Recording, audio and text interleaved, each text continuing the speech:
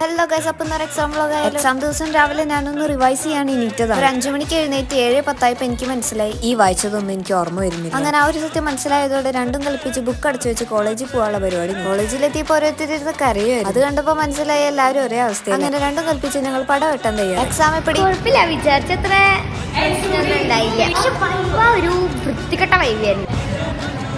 വൈബ കഴിഞ്ഞവരാണ് ഈ കാണുന്നത്. റീൽസും കണ്ടിരിക്കുന്ന കണ്ടില്ലേ, ചിലർ കിടന്ന് ഉറങ്ങുന്നുണ്ട്. അതൊക്കെ കണ്ടപ്പോൾ ഞങ്ങൾക്ക് കൊതിയായി.